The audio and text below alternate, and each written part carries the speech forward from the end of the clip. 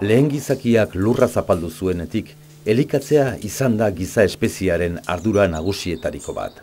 Arnasa hartzea bezain garrantzitsua.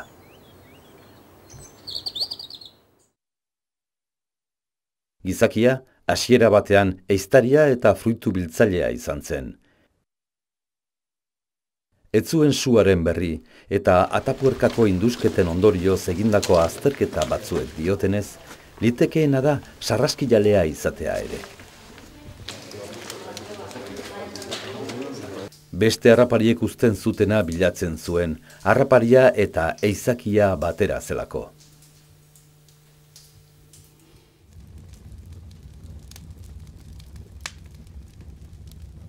Mendeak aurrera joan ahala, gizakiak sua erabiltzen ikasi zuen, eta horrekin batera teknika berriez baliatu zen, elikaduran kalitatea hobea lortzeko.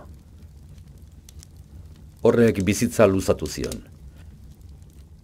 Gero nekazaria eta abeltzaina izan zen, eta horrela elikagaiak ziurtatzen zituen komunitatearentzat.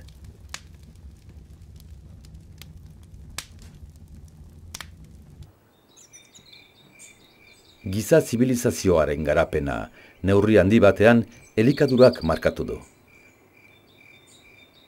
Hala, oinarrizko elikagaiak izan dira historian izan diren zibilizazio handien garapenaren sostenguak.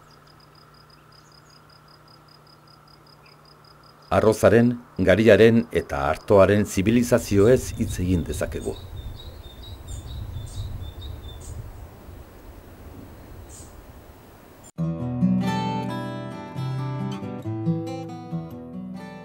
Gizakiaren elikadurarako erabakigarriak diren 3 laborek zibilizazio handien sorrera eragin zuten. Arroza, garia eta artoa oinarrizkoak izan ziren txinatar, egiptoar, mesopotamiar, europar edo kolon aurretiko Ameriketako zibilizazio handietan.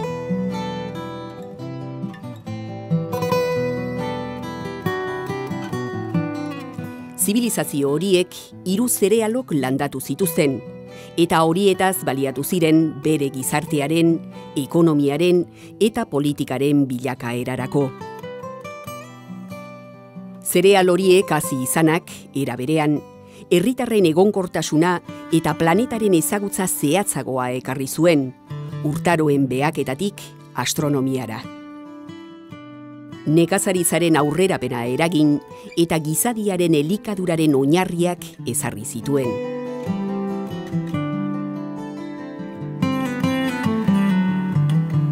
Arrozak Asiako hego-ekialdean du sorrera, eta Kristo aurretiko 6000 urtekoak diren haren laborantzaren lekukotzak aurkitu dituzte.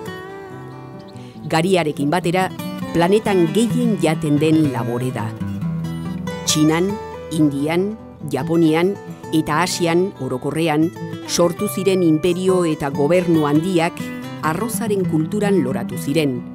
Ez bakarrik herritarren elikaduraren oinarria zelako, baizik eta lehengai bezala ere erabiltzen zutelako.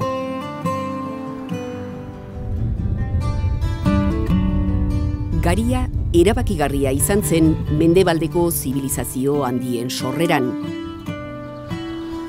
Mesopotamiak, Egiptok, Greziak, Erromak,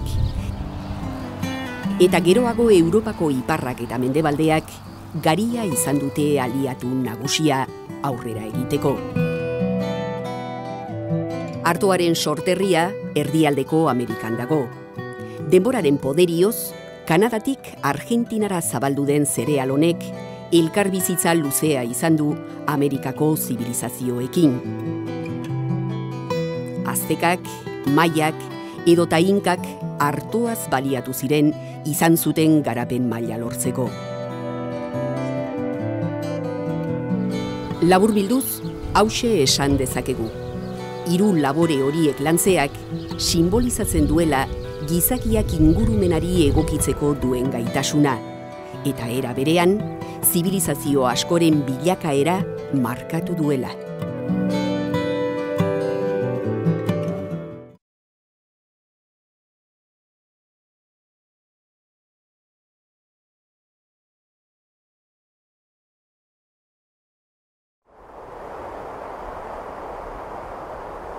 Gizakiaren elikadura zuzenean dago lotuta denbora historikoarekin eta bizi den leku geografikoarekin. Esan dugun bezala, zerealak landatzen eta abereak hezitzen ikasi aurretik prozesu bat izan zen.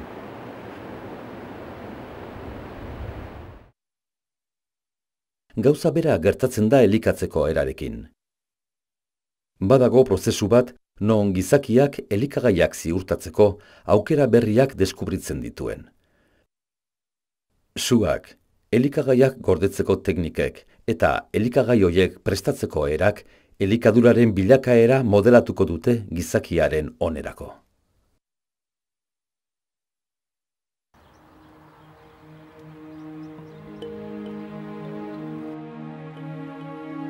Agian gizakiak lehen ikasgai hau ikasi zuen. Hozaren eta beroaren eragina nabarmena zela elikagaietan. Horren adierazleak dira, haragia biltzeko eta gordetzeko balio zuten koba izoztuak, eta historia aurreko gizakiek hainbat fruitu eguzkitan jartzea luzaroan gordetzeko. Suaren teknika mendean hartzea, kualitatiboki oso pauso garrantzitsua da gizakiaren elikaduran. Lehen, haragi gordina jaten zuen, eta orain, suaren teknika erabiltzeak gaixotasunak murrizten ditu eta pertsonaren eta espeziearen bizi itxaropena luzatzen. Gizakiak egunero jaten du, eta behar horretatik eta bere ingurumena aztertzetik, elikagaiak iraunarazteko bide berriak sortu zituen. Haragiak eta arrainak kearen eraginez lortzen zuten egoera, elikagai horiek kontserbatzeko baliagarria zela konturatu zen. Horrela, bere eguneroko dietan beste era batean oso noizbehinka jango zituen elikagaiak sartu zituen. Zibilizazio zahar handiak gazitutako elikagaiak, almibarretan gordetako fruituak, irakite prozesuak edota gehigarriak hasi ziren erabiltzen, eta horiekin batera elikagai zerrenda handitu egin zen eta jende gehiagorengana iristeko balio izan zuen.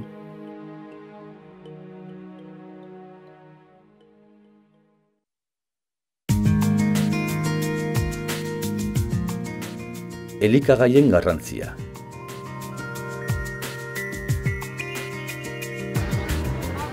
Elikagaiak ezinbestekoak dira bizitzeko.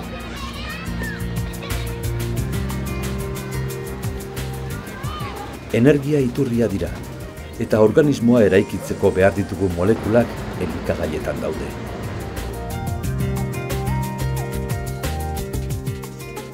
Adinaren, sexuaren eta pertsonaren jardueraren araberakoa da bizitzeko behar dugun energia.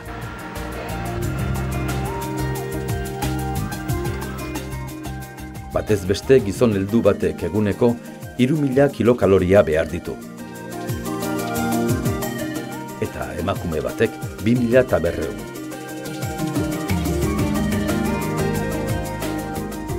Gorputza ondo elikatuta egon dadin, elikagaiek karbohidratoak, lipidoak eta proteinak eduki behar dituzte. Eta horrez gain, mineralak, vitaminak eta noski, ura. Osagai horiek guztiak izan gabe, gorputzak berezkoak dituen prozesuak eten egingo lituzke. Eta gorputza gaixotuko litzateke. Horregatik dute elikagaiek garrantzi handia.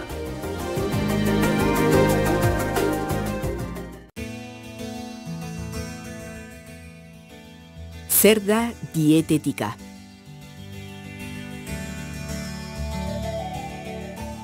Elikatzea, elikadura eta dietetika gauza desberdinak dira. Elikatzea, elikagaiak jatea da. Elikadura, elikagaiak eraldatzeko sortzen den prozesua. Eta dietetika teknika bat da. Teknika horren bitartez, pertsona bakoitzarengan elikagaiak era egokian erabil ditzakegu, elikadura osasuntsua eta orekatua lortzeko.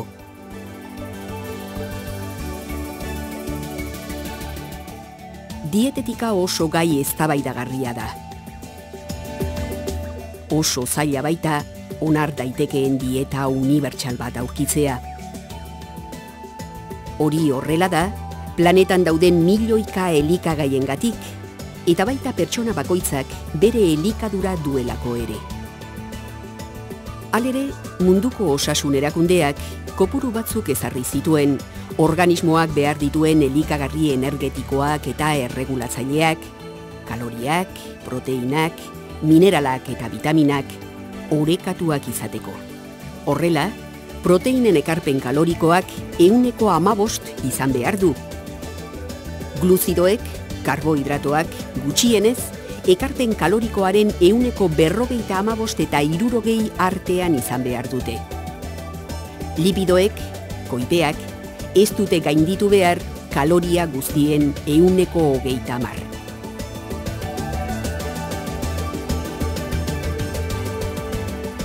Halere, pertsonentzat dietak ezartzetik baino haratako doa dietetika.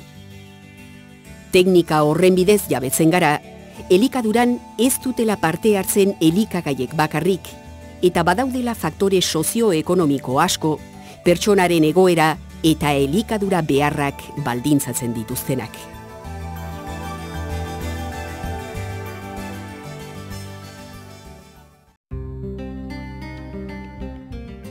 Ze lotura dago elikagaien, dietetikaren eta kulturaren artean. Ikusi dugun bezala, elikatzea da gizakiaren behar nagusietako bat, ez bada garrantzitsuena. Gizakiarentzat elikagaiek berebiziko garrantzia daukate. Hainbesterainokoa, historian soldatak jangaiekin ordaindu izan dira. Planetan izan diren eta diren kulturek balio desberdina eman diete elikagaiei. Horrek zera eragin du. Kultura hoien elikatzeko erek erantzuten dietela elikagaiei emandako balio hoiei, eta askotan elikatzea gizarte ekintza baten moduan ikusita dagoela.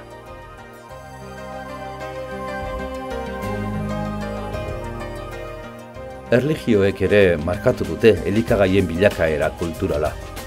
Elikagai batzuk sakratutzat hartzen dituzte, eta beste batzuk kutsatuta egon balira bezala. Elikagaiek ere klaseen arteko gizarte diferentziak ezarri dituzte askotan. Mendeetan, gizarte klaseen arteko desberdintasuna markatu dute familiek mahai gainean zeuzkaten elikagaiek. Hortik dator elikagai batzuk aberatsekin lotzea eta beste batzuk txiroekin. Kulturak elikagaietan eragiten du, eta agian ez dauzkaten ezaugarriak ematen dizkie. Adibidez, sendagarritzat, afrodisiakotzat edo errealitatearen aldagarritzat hartu dituzten elikagaiak.